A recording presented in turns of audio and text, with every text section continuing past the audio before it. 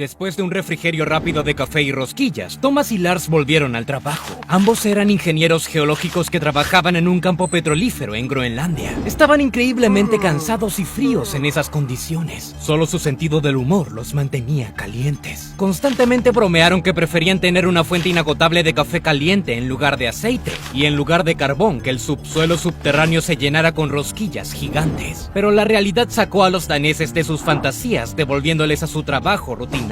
Uno de los trabajadores llamó a Thomas, ya que los perforadores habían encontrado algún tipo de obstrucción. Pensando en rosquillas y café, el ingeniero bajó al fondo y Lars fue a inspeccionar otro sitio de perforación. Cuando Thomas llegó al obstáculo, se sorprendió increíblemente. Ante él había una enorme dona con un diámetro exterior de más de 3 metros. Solo que no estaba hecho de masa dulce, sino de algo que parecía bronce. Thomas se acercó, quitó una capa de tierra de la superficie de la dona y vio símbolos extraños en ella. Quizá fue una especie de valiosa reliquia arqueológica, pero Thomas estaba impaciente por contarle a Lars cómo su broma se había convertido en realidad. Thomas subió al fondo del pozo y fue a buscar a su amigo. No tardó en encontrarlo. Eran los únicos 2 ingenieros de la estación y vestían chaquetas características y reconocibles. Thomas corrió detrás de Lars, puso su mano sobre el hombro de su colega y le pidió que adivinara qué había en el fondo del pozo. El segundo ingeniero volteó y Thomas se sorprendió al ver que no era Lars. Thomas empezó a preguntarle al extraño quién era y por qué tenía puesta la chaqueta de Lars y a dónde había ido el propio Lars. El extraño llamó a Thomas por su nombre y le pidió que se detuviera con las bromas idiotas. Cuando se le preguntó al extraño cómo sabía su nombre, el segundo ingeniero solo hizo girar un dedo en su sien.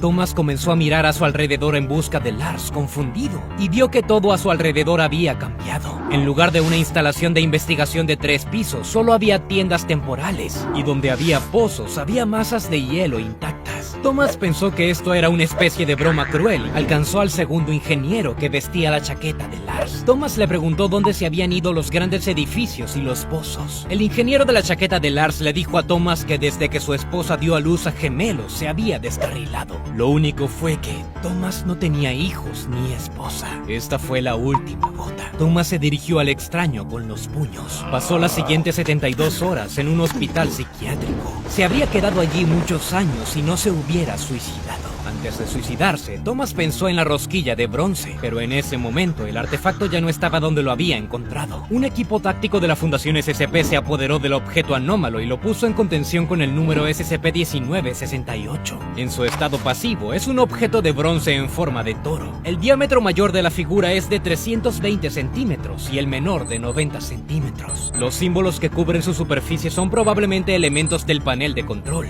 aunque esto no se ha probado de forma fiable. El peso de la figura en relación con su tamaño es pequeño, aproximadamente 14 kilogramos. No se puede identificar el material del que está hecho el objeto. Es imposible mirarlo durante periodos prolongados de tiempo o grabar videos. El objeto está constantemente doblando la luz. Lo único que se pudo determinar fue la presunta presencia de una gran cantidad de neutronio en su interior. Se trata de una sustancia formada íntegramente por neutrones, partículas elementales sin carga. El estudio de la capa de suelo en la que se encontró el objeto mostró que el artefacto tiene unos 31 millones de años. Las principales propiedades anormales del objeto se manifiestan cuando un sujeto toca el toro de bronce. La figura comienza a deformarse, la composición del material cambia, se mueve y se dobla. Con el tiempo vuelve a su forma original, sin embargo, la persona que cae por su influencia experimenta cambios irreversibles. La memoria del pasado de la persona cambia radicalmente. Los recuerdos ya no corresponden a ningún registro histórico. Esto conduce a la ansiedad y la paranoia, que a menudo terminan en suicidio. Y ahora, olvídate de todo lo que te he dicho. De hecho, el objeto no cambia la memoria del pasado, sino que cambia el pasado mismo. La descripción anterior de la anomalía es solo una tapadera, aunque algunos de los hechos son ciertos. Pero en general, la anomalía es mucho más peligrosa de lo que dije anteriormente porque pertenece a la clase Daumel, lo cual es un secreto. Sin embargo, después de los experimentos iniciales, realmente parecía que el objeto solo afectaba la mente y la memoria. Cuando el sujeto fue a la casa después del primer experimento, informó que los muebles de su apartamento habían cambiado. aunque estaba de pie en su lugar habitual sin ningún tipo de interferencia. La segunda vez, el sujeto no reconoció a la mitad de sus compañeros de trabajo y siguió preguntando por personas inexistentes. Mientras tanto, los falsos recuerdos del sujeto eran increíblemente detallados y consistentes. Además, conocían información sobre objetos anómalos que ni siquiera estaban en contención todavía. Lo más sorprendente fue que después de un tiempo, estos objetos realmente fueron descubiertos y puestos en contención, con los mismos números que había indicado el sujeto.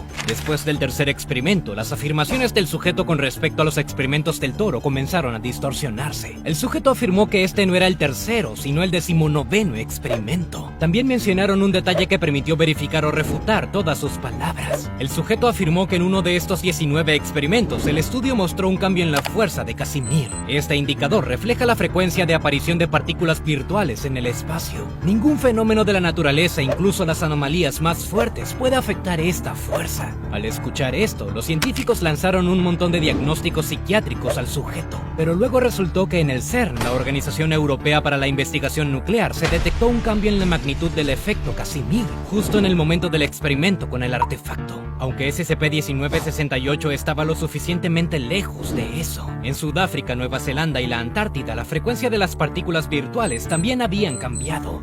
Lo mismo sucedió incluso en Júpiter, según una sonda espacial.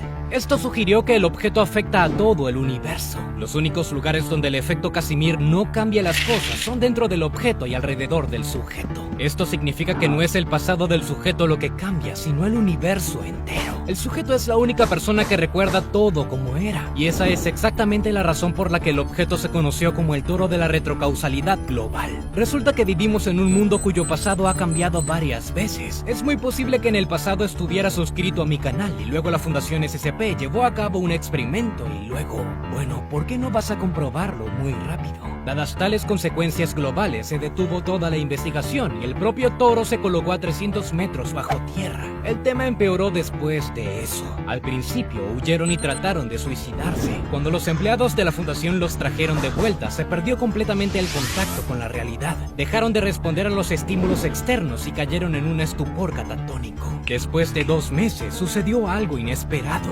Apareció una copia física exacta. Los sujetos tenían quemaduras en el 60% de su piel y dejaron de mostrar signos de vida con bastante rapidez. Un mes después, el toro de bronce se activó nuevamente. Esta vez, el objeto trajo consigo una gran criatura armada. No parecía un humano, pero muy probablemente tenía conciencia. Lo más interesante fue el arma del monstruo. Fue capaz de cambiar el momento magnético de las partículas en la materia hacia la que se dirigía la acción del arma. Esto conduce a la destrucción del equilibrio electromagnético dentro de los núcleos atómicos. En pocas palabras, la persona o sujeto atacado se desintegra en partículas elementales. Desde el punto de vista de la física, es imposible lograr tal efecto. Sin embargo, al desintegrar todo a su alrededor, el monstruo hirió a 20 empleados y mató a 12. Luego la criatura fue destruida. Su arma, sorprendentemente, resultó ser muy similar a SCP-1968. Los científicos intentaron reproducir su efecto, pero no lo consiguieron. Todos los eventos que ocurrieron pueden indicar que el toro de bronce es de naturaleza artificial. En primer lugar, esto se indica mediante los símbolos que aparecen en un panel de control. Si este es el caso, ¿qué tan poderosos deben ser sus creadores para poder manipular las inquebrantables leyes fundamentales de la física? La criatura que llegó a través de SCP-1968 podría destruir fácilmente tanto a todo el personal de la Fundación como a toda la humanidad al mismo tiempo con su arma. Sin embargo, se deja matar. ¿Para qué era eso? ¿Es algún tipo de movimiento estratégico? Vale la pena señalar que ninguna organización existente, la Iniciativa de las Tres Lunas, la Insurgencia del Caos y muchas otras, está siquiera cerca de ser capaz de esto. Personalmente, creo que el toro de bronce fue construido por la misma entidad que creó nuestro universo. Conciencia universal, Dios, el gran arquitecto, como quieras llamarlo. Después de todo, solo una entidad que haya desencadenado todas las leyes de la física existentes podría manipularlas así. SCP-1968 es algo así como un programa especial que actualiza, restablece y ordena los datos del universo. Lo único es que el creador no quiere que tengamos pruebas de su existencia. Por eso enviaron a uno de sus invencibles luchadores que tuvieron que dar su vida por un propósito superior y engañaron a toda la estructura de gestión de la Fundación. ¿Estás de acuerdo con mis teorías? Comparte lo que piensas abajo en los comentarios. Nos vemos.